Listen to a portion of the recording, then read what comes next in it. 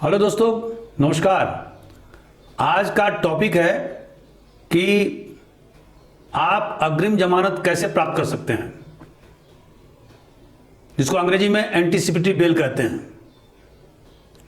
दोस्तों, जैसा कि आपको मालूम होगा कि अभी यूपी गवर्नमेंट ने विधानसभा में एक प्रस्ताव पेश किया है और जिसमें कहा गया है कि महिला या बच्चों से संबंधित जो अपराध घटित होते हैं, जैसे महिला के साथ में बलात्कार या उनका शील भंग, जिसको अंग्रेजी में आउटरेजिंग द मॉडेस्टी कहते हैं, या बच्चों से संबंधित जो अपराध पॉस्को मतलब prevention of children from sexual offences, जो 2012 में लागू हुआ था। तो इन सब अपराधों में किसी प्रकार के अग्रिम जमानत नहीं दिया जाए, यह यूपी गवर्नमेंट ने एक प्रस्ताव पारित किया है। दोस्तों, जैसा कि आपको मालूम है कि कानून बनाने की प्रक्रिया कनकरेंट लिस्ट में है, जो भारतीय संविधान के सप्तम सूची का हिस्सा है। और आपको मालूम है कि सप्तम सूची में 3 प्रकार के लिस्ट रखे गए हैं। एक यूनियन लिस्ट, और उससे संबंधित मामले केवल पार्लियामेंट में ही कानून बनाए जा सकते हैं, और जबकि स्टेट लिस्ट से संबंधित मामले पर विभिन्न राज्य सरकारों के द्वारा कानून बनाए जाते हैं। जबकि जो मामले कनकरेंट लिस्ट में होते हैं, उनमें कानून पार्लियामेंट और राज्य के विधानसभा दोनों बना सकते हैं। लेकिन जब एक ही कानून पर पार्लियामेंट और किसी राज्य के विधानसभा के द्वारा कानून बनाए जाते हैं, तो ऐसी स्थिति में पार्लियामेंट के द्वारा बनाए गए कानून सुपरसीड करेगा, मतलब उनका हाथ ऊपर हो जाएगा और पार्लियामेंट के द्वारा बनाए गए कानून ही मान्य होंगे। यदि एक ही विषय पर पार्लियामेंट और किसी राज्य के विधानसभा के द्वारा कानून बनाए जाते हैं या कोई संशोधन पेश किया जाता है, तो दोस्तों, कानून बनाने की प्रक्रिया हमारे संविधान में विधानसभा को और पार्लियामेंट दोनों को दिया गया है, क्योंकि यह समवर्ती सूची, जिसको कि अंग्रेजी में कनकरेंट लिस्ट कहते हैं, उसका हिस्सा है। तो आज मैं चर्चा करूंगा आखिर किसी को अग्रिम जमानत कैसे मिल सकती है। दोस्तों, 1973 में हमारा नया सीआरपीसी लागू हुआ। इसके पहले भी सीआरपीसी था, लेकिन उसमें अग्रिम जमानत का कोई प्रावधान नहीं था। लेकिन लॉ कमीशन के रिपोर्ट के आधार पर धारा 438 सीआरपीसी को जोड़ा गया। दोस्तों, इसका मकसद क्या था? जैसा कि मैंने बहुत सारे वीडियो में बताया है कि किस तरह से हमारे देश में पुलिस के द्वारा, प्रभावशाली लोगों के द्वारा लोगों को प्रताड़ित करने के लिए, परेशान करने के लिए झूठे मामले दर्ज कर दिए जाते हैं और उन्हें महीनों और वर्षों बेवजह जेल में रहना पड़ता है। 2 आदमी ने अपराध किया और उसके बदले में उसके साथी, रिश्तेदार, नातेदार सबको उस केस में नामजद मुलजिम बना दिया जाता है। तो हमारे यहां झूठे प्रकरण कायमी का एक बहुत जबरदस्त रिवाज हो गया है, और वो आज से नहीं है। तो इसी को मद्देनजर रखते हुए धारा 438 सीआरपीसी में अग्रिम जमानत का प्रावधान किया गया है। दोस्तों, जब कोर्ट को यह लगता है कि किसी व्यक्ति को बेवजह फंसाया जा रहा है, वह निर्दोष है, या वह व्यक्ति जिसके खिलाफ मुकदमा पंजीबद्ध हुआ है वो देश से भागने की स्थिति में नहीं है, एक जिम्मेवार नागरिक है, तो ऐसी स्थिति में कोर्ट अग्रिम जमानत दे सकती है। यहां पर यह भी जानना है कि अग्रिम जमानत केवल नॉन बेलेबल ऑफेंस में दिया जा सकता है। दोस्तों, अपराध 2 प्रकार के होते हैं, एक जमानतीय और एक अजमानतीय अपराध। अमूमन जिस अपराध में 3 साल से नीचे के दंड का प्रावधान होता है वह जमानतीय अपराध होता है, और 3 साल या उससे ऊपर के सजा वाले अपराध अजमानतीय अपराध होते हैं। जमानतीय अपराध में जमानत प्राप्त करना किसी भी आरोपी का हक होता है, उसका अधिकार होता है, और थाना प्रभारी या विवेचना अधिकारी उसको जमानत से वंचित नहीं कर सकता है, बशर्ते कि वह सिक्योरिटी देने से इनकार कर दे, मुचलका भरने से इनकार कर दे, वो अलग परिस्थिति होगी। लेकिन सुप्रीम कोर्ट ने विभिन्न मामलों में यह बताया है कि अग्रिम जमानत का इस्तेमाल एप्रोप्रिएट कोर्ट मतलब हाई कोर्ट और सेशन कोर्ट के द्वारा बहुत ही सोच समझ करके किया जाना चाहिए। दोस्तों, सवाल उठता है कि अग्रिम जमानत की सुनवाई कौन कोर्ट कर सकता है?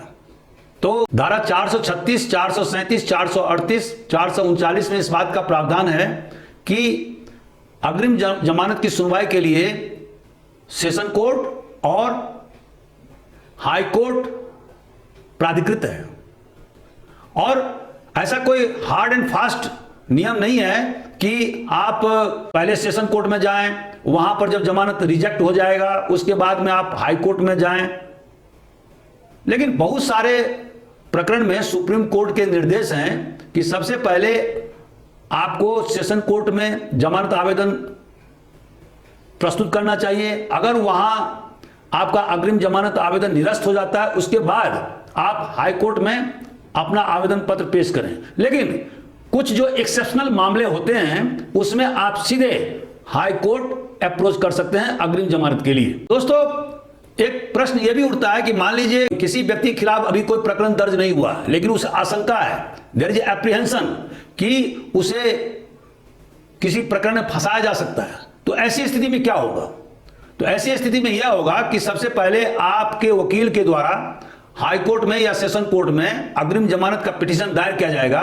वहां पर प्रोसिक्यूटर यह कहेगा कि अभी तो इनके खिलाफ में कोई प्रकरण दर्ज हुआ नहीं है, तो फिर अग्रिम जमानत का मामला कैसे बनता है, और आपका पिटीशन हो सकता है रिजेक्ट हो जाए। तो ऐसी स्थिति में आपका वकील 7 days prior notice of arrest, माने इन केस आपके खिलाफ अरेस्ट वारंट जारी किए जाते हैं या आपके खिलाफ में मुकदमा पंजीबद्ध होता है, तो आपको 7 दिन का एडवांस नोटिस दिया जाएगा। तो यह कार्रवाई आपके वकील के द्वारा की जा सकती है, भले ही अभी तक आपके खिलाफ में कोई प्रकरण पंजीबद्ध किसी थाने में नहीं हुआ है। दोस्तों, जब भी किसी व्यक्ति को एंटीसिपेटरी बेल दिया जाता है तो वह कंटिन्यू रहता है टिल जब तक कि आपके प्रकरण का विचारण खत्म नहीं हो जाता है। अब मान लीजिए विचारण खत्म होने के बाद में अगर आपको सजा मिल जाती है तो फिर वो जमानत खत्म हो जाएगा और आपको सजा के हिसाब से आपको हिरासत में ले लिया जाएगा। तो कहने का आशय है कि एक बार अगर आपको अग्रिम जमानत मिल गया तो वो कंटिन्यू रहता है, बशर्ते कि कोर्ट आपके अग्रिम जमानत को निरस्त ना कर दे। दोस्तों, जब किसी व्यक्ति को कोर्ट के द्वारा अर्थात हाई कोर्ट या सेशन कोर्ट के द्वारा अग्रिम जमानत दी जाती है तो उसके साथ में कुछ शर्तें भी उन पर अधिरोपित की जाती है। और वो शर्त क्या है कि जब भी आपको पुलिस अधिकारी के द्वारा विवेचना के लिए या पूछताछ के लिए बुलाया जाएगा, आप वहां उपलब्ध रहेंगे। आप बिना कोर्ट के अनुमति के देश से बाहर नहीं जाएंगे। आप किसी भी गवाह को धमकाएंगे नहीं, उन्हें प्रलोभन नहीं देंगे, उनके साथ मारपीट नहीं करेंगे, या ऐसे व्यक्ति के साथ में आप लालच का प्रयोग नहीं करेंगे। इसका आपके केस से वास्ता है और बहुत सारी जानकारी उसके पास है।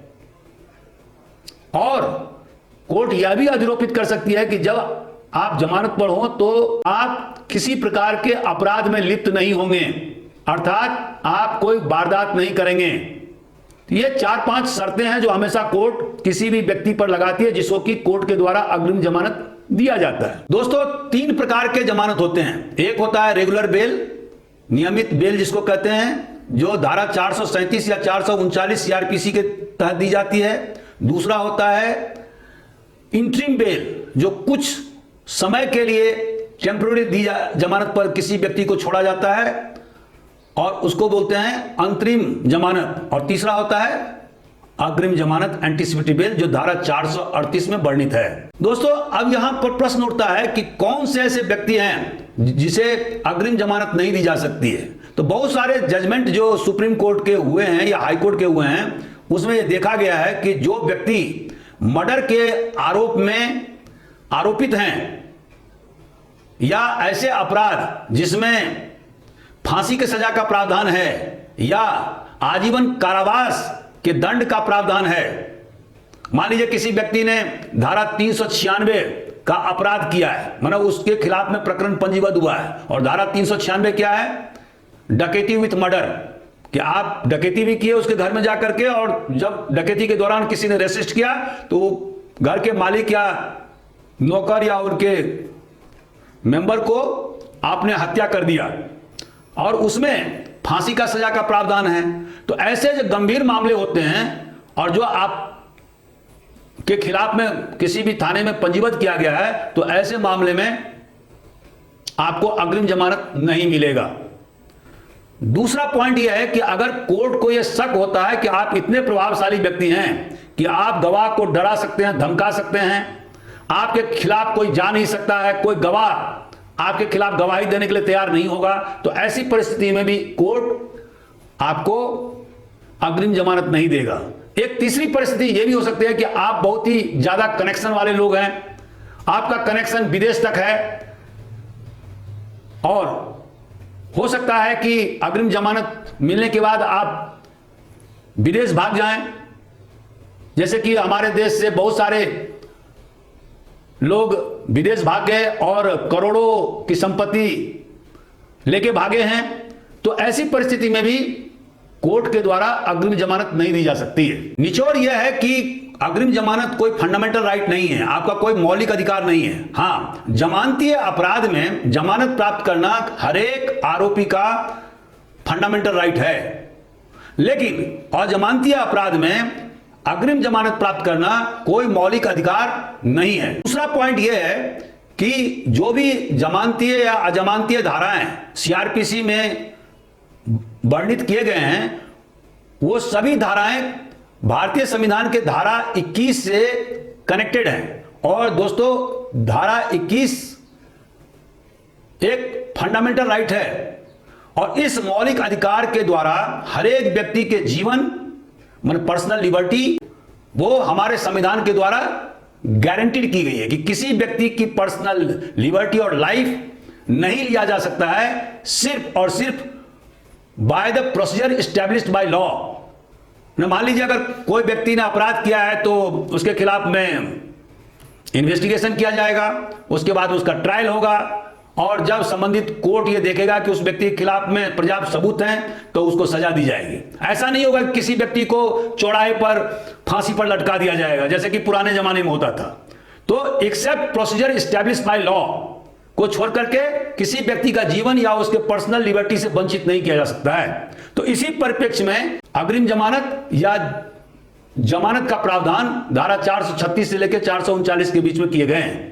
दोस्तों, सुप्रीम कोर्ट ने विभिन्न जजमेंट के द्वारा यह स्पष्ट निर्धारित किया है कि हाई कोर्ट को या सेशन कोर्ट को यह पूरी तरह से डिस्क्रिशनरी पावर है, वो उनके स्वेच्छा अधिकार के निहित है कि किस अपराध में किस व्यक्ति को अग्रिम जमानत दिया जाए या नहीं दिया जाए। They are at liberty to give anticipatory bail और नॉट टू एन एक्यूज। किसी भी आरोपी को एंटीसिपेटरी बेल दिया जाए या नहीं दिया जाए, यह संबंधित कोर्ट के डिस्क्रिशनरी पावर पर निर्भर है, और उसे as a matter of right नहीं प्राप्त किया जा सकता है। तो दोस्तों, आज का हमारा वीडियो कैसा रहा? अगर आपको अच्छा लगता है तो आप जरूर हमें कमेंट बॉक्स में लिखें, मैं और बेहतर वीडियो बनाने की कोशिश करूंगा। Thank you very much.